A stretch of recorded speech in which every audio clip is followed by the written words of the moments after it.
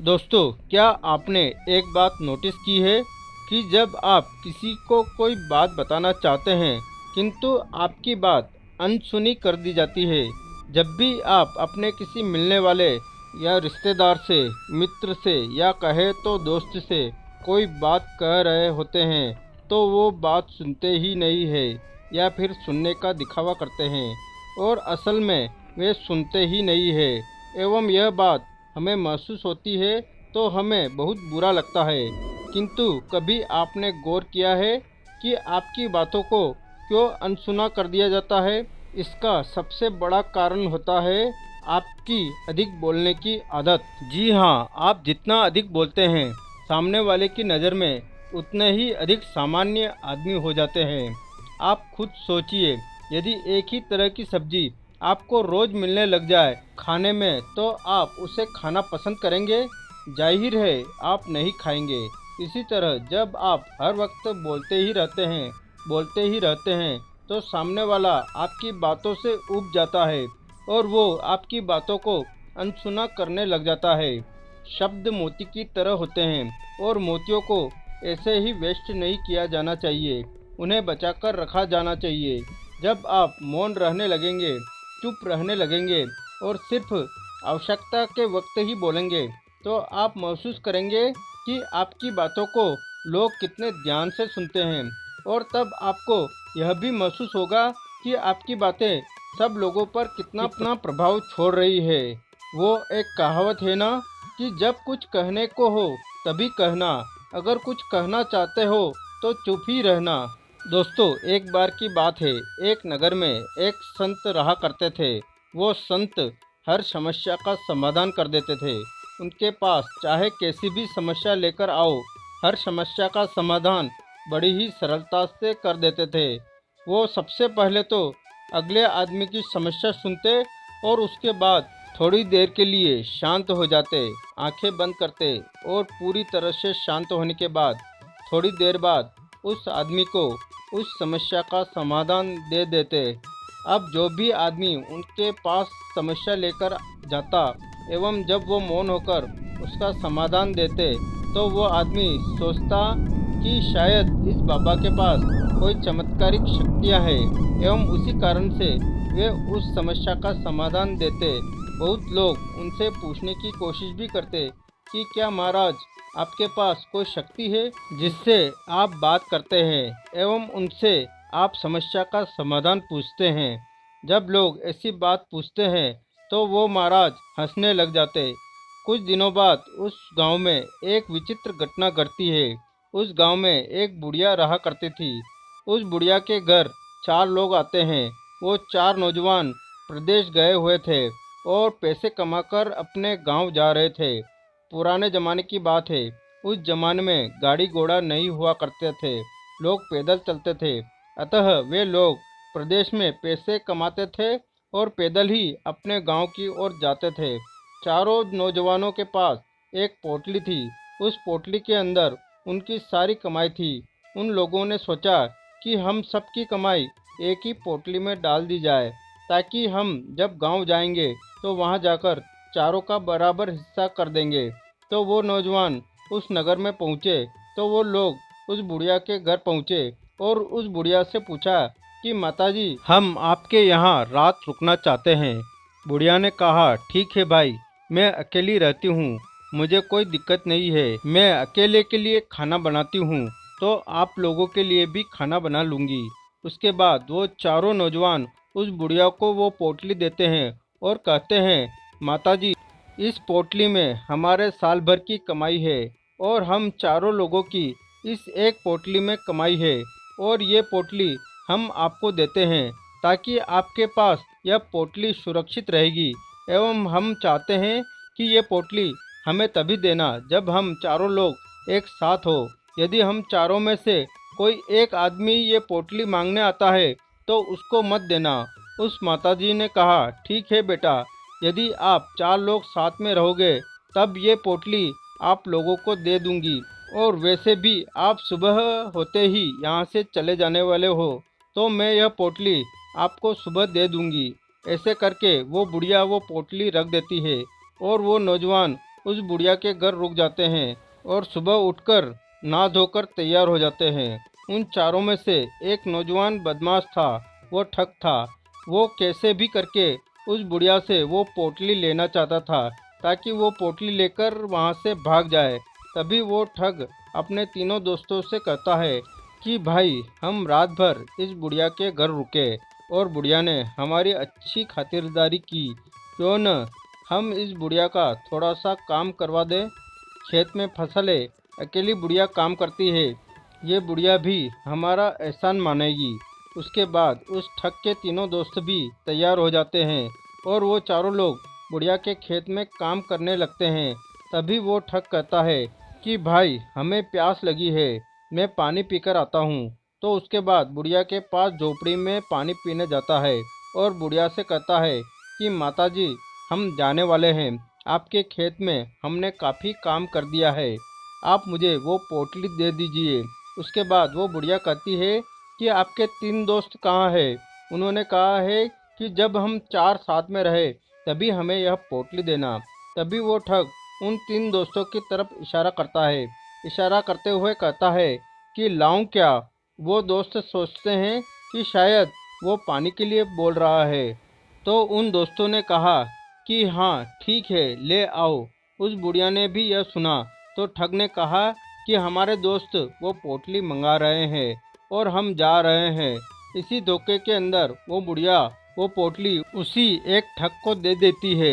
वो पोटली लेने के बाद वो ठग तो वहाँ से भाग जाता है, वो अपने काम में व्यस्त हो जाती है।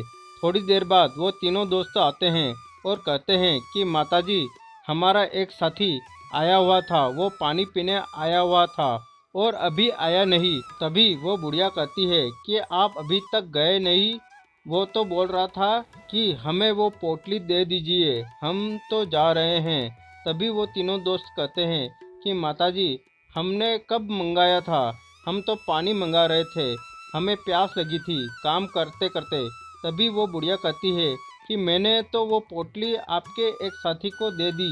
तभी वो बुढ़िया एवं तीनों नौजवान समझ जाते हैं कि वो हमारा साथी हमें ठग के चला गया है और हमारा सारा धन लेके भाग गया है। उसके बाद वो तीनों कहते हैं कि माताजी हमने आपको कहा था जब हम चारों साथ में रहे तभी वो पोटली देना, ये तो आपकी गलती है। हम तो राज दरबार में जाएंगे और इस बात का राजा ही फैसला करेगा। उसके बाद वो तीनों नौजवान राज दरबार चले जाते हैं एवं अपनी सारी समस्या राजा को सुना देते हैं। राजा ने जब यह सारी समस्या सुनी तो तुरंत ही बुढ़िया को आदेश दिया कि वो राज दरबार में आए। बुढ़िया राज दरबार में आती है और राजा ने सारी समस्या सुनी और कहा कि इसमें तो बुढ़िया की गलती है, बुढ़िया को उस अकेले आदमी को वो पोटली नहीं देनी थी, इसीलिए आपका जो सारा धन है वो ये बुढ़िया देगी।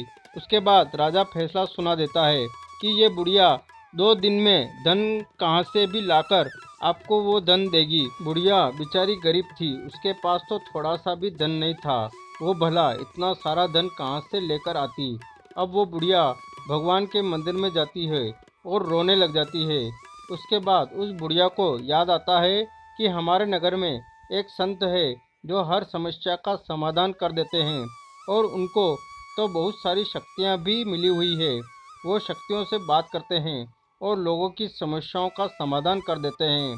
तो मैं भी उनके पास जाऊं तो शायद मेरी समस्या का भी समाधान हो जाएगा। वैसे तो मेरी गलती है क्योंकि मैंने अकेले को दी और मुझे धन देना पड़ेगा, लेकिन शायद कोई रास्ता निकल जाए और मेरी समस्या का समाधान हो जाए। उसके बाद वो बुढ़िया उस संत के पास जाती है और अपनी सारी समस्या संत को सुनाती है। उसके बाद वो संत थोड़ी देर के लिए मौन हो जाते हैं और अपने मन में कुछ सोचने लगते हैं। थोड़ी देर बाद जब वो अपनी पलकें खोलकर उस बुढ़िया से कहते हैं कि राजा ने जो फैसला दिया है वो फैसला बिल्कुल ही गलत है, इसमें आपको धन देने की आवश्यकता नहीं है। जब यह बात उस बुढ़िया ने सुनी तो उस बुढ़िया को विश्वास नहीं हुआ कि राजा का फैसला गलत कैसे हो सकता है। जो आसपास में लोग बैठे थे वो भी अचंभे में पड़ गए कि महाराज ने राजा के फैसले को गलत कैसे कर दिया। बिल्कुल सीधा सा दिख रहा है। जब उन नौजवानों ने कहा कि हमारी पोटली हम साथ में रहे चारों तभी देना, लेकिन इस बुढ़िया ने अकेले आदमी को दे दी। इसमें बुढ़िया की गलती है और बुढ़िया को वो धन उन लोगों को देना चाहिए। इस फैसले में गलत फैसला क्या है? उसके बाद वो महाराज कहते हैं कि राज दरबार में जाकर कह दो कि आपने जो फैसला किया है वो फैसला गलत है। वो जो महाराज है वो आएंगे और सही फैसला सुनाएंगे। उसके बाद बुढ़िया सीधी भागती हुई राज दरबार में जाती है और राजा को सारी बात बताती है। अब राजा भी गुस्से में आ गया। राजा ने कहा, मेरे फैसले को यदि गलत किया और मेरे फैसले से अच्छा फैसला यदि महाराज ने नहीं सुनाया तो उस महाराज को फांसी की सज़ा दे दी जाएगी। और सारे नगर में यह बात फैल गई। किसी को भी विश्वास नहीं हो रहा था कि बाबा जी ऐसा कौन सा फैसला सुनाने वाले हैं जिससे कि राजा के फैसले को गलत साबित किया जा सके। अब दरबार फिर से लगाया गया। महाराज को बुलाया गया। जब महाराज आए तो आकर चुपचाप अपनी जगह पर बैठ गए। वो तीनों नौजवान भी वहीं पर थे, बुढ़िया भी वहीं पर थी एवं बहुत सारी प्रजा और राजा सब वहीं पर बैठे थे। उसके बाद वो राजा कहते हैं कि महाराज, अब आप बताइए कि मैंने जो फैसला सुनाया उस फैसले में क्या गलती थी। तो फिर वो महाराज कहते हैं, बुढ़िया ने वादा किया था कि वो पोटली 4 लोग जब साथ में होंगे तभी वो देगी, लेकिन इसने एक आदमी को दे दी, इसलिए बुढ़िया की गलती है और इस जगह बुढ़िया को वो धन इन लोगों को वापस देना चाहिए। ये आपका फैसला था। राजा ने कहा, हाँ, लेकिन उस महाराज ने कहा कि जैसे कि वादा किया हुआ था कि जब 4 लोग साथ में होंगे तभी यह बुढ़िया धन देगी। तो पहली बात तो यह है कि अभी ये तीनों है, 4 तो है नहीं, तो बुढ़िया धन कैसे देगी? ये तीनों दोस्त अपने चौथे दोस्त को ले आए और अपना धन ले जाए, क्योंकि वादा किया हुआ था कि 4 लोग एक साथ होंगे तभी बुढ़िया धन देगी। अब बुढ़िया यदि आप तीनों को धन दे देगी तो वादा तो टूट जाएगा, इसलिए आप जाइए और अपने दोस्त को लेकर आइए। तभी वो महाराज ने कहा कि इसमें बिल्कुल सही बात है कि बुढ़िया ने गलती की, लेकिन बुढ़िया को तो धोखे में रखा गया। उस आदमी ने तो सज़ा उसको मिलनी चाहिए, ना कि बुढ़िया को, इसलिए आपका फैसला गलत था। ये बात सुनने के बाद वहाँ जितनी भी प्रजा बैठी थी वो सब तालियां बजाने लगी और कहा कि महाराज को सच में कोई शक्तियाँ मिली हुई है, वरना राजा के फैसले को चुनौती देना कोई हंसी मजाक की बात नहीं है। उसके बाद वो राजा उस महाराज से पूछते हैं कि महाराज, आपने जो फैसला सुनाया वो फैसला 100% सही है, लेकिन ये बात मेरे दिमाग में क्यों नहीं आई? क्योंकि मैंने तो ऐसे बहुत से फैसले सुनाए, तो क्या मेरे सब फैसले गलत थे? उसके बाद वो महाराज कहते हैं, राजा साहब, सबसे बड़ी गलती है हम फैसला बहुत ही जल्दी में लेते हैं, हम बहुत जल्दबाजी करते हैं। क्योंकि जब आपने यह पूरा मामला सुना तो बिल्कुल साफ तरीके से दिख रहा था कि बुढ़िया की गलती है और बुढ़िया को इनको धन देना चाहिए, लेकिन आपने उस मामले में पूरी गहराई से नहीं झाँका। आपने इस मामले को पूरी गहराई से झाँकने की कोशिश ही नहीं की, क्योंकि आपको तो पहले से ही इसका जवाब मिल गया, तो आप अंदर तक क्यों जाएंगे? और जब तक हम किसी बात की गहराई तक नहीं जाते तब तक वो बात हमें पूर्ण रूप से समझ नहीं आती। और किसी बात को पूर्ण रूप से जानने के लिए हमें सबसे पहले मौन होना पड़ेगा। बहुत से लोग कहते हैं कि मुझे शक्तियाँ मिली हुई है और जब मैं आंखें बंद करता हूँ तो मैं किसी शक्तियों से बात करता हूँ कि उस समस्या का क्या समाधान होगा, लेकिन नहीं, मुझे कोई शक्तियाँ नहीं मिली हुई है। मैं मौन होता हूँ, उस बात पर विचार करता हूँ और जब उस बात पर जब फिर से विचार करता हूँ बहुत सारे समाधान आते हैं। उन समाधानों पर भी मैं विचार करता हूँ और उनमें से जो बेस्ट समाधान होता है वो समाधान मैं अगले आदमी को देता हूँ ताकि उसकी समस्या का समाधान मिल सके। और मौन हमारी ज़िंदगी पर सीधा असर डालता है। आप सोचिए कि आपने इतनी जल्दबाजी में फैसला लेकर इस बुढ़िया की ज़िंदगी बर्बाद करने वाले थे, क्योंकि हमारे फैसले ही हमारी ज़िंदगी को निर्धारित करते हैं। जब हम सुबह उठते हैं तो कोई भी काम करने से पहले उसका फैसला लेते हैं। वो फैसला यदि सही है तो हम वो काम करते हैं, और सही तरीके से फैसला लेने के लिए हमें अंदर से मौन होना पड़ेगा। किसी बात पर आप मौन होकर उस पर विचार करते हैं, तभी आप सही फैसला ले पाएंगे। क्योंकि हमारी ज़िंदगी फैसलों से चलती है। हमारे ही फैसले हमारा भविष्य तय करते हैं, हमारी ज़िंदगी का अगला पड़ाव तय करते हैं। फैसले छोटे हो या बड़े, सब हमारी ज़िंदगी को निर्धारित करते हैं। अतः सबसे पहले यदि सही तरीके से फैसले लेने हैं तो हमें अंदर से मौन होना पड़ेगा। मौन होकर उस फैसले पर विचार कीजिए। आपके सामने बहुत सारे फैसले आएंगे कि लेना है कि नहीं लेना, उसका क्या नुकसान है, क्या फ़ायदा है। ऐसे बहुत सारे फैसले आएंगे, लेकिन उन सभी पर आप फिर से विचार कीजिए। उसके बाद आपके पास एक समाधान रहेगा कि उस फैसले को लेना है या नहीं लेना है। और यह सब संभव होता है मौन से। बहुत से लोग होते हैं जो मौन को कम बोलना समझ लेते हैं। कम बोलना मौन नहीं है, बोलना छोड़ देंगे तो हम मौन हो जाएंगे। नहीं, कम बोलना भी मौन में ही आता है। लेकिन जब हम अंदर से मौन हो जाएंगे तो अपने आप कम बोलेंगे, हम फालतू की बात करेंगे ही नहीं। कम बोलना भी मौन में ही आता है, लेकिन कम बोलकर हम मौन नहीं ला सकते।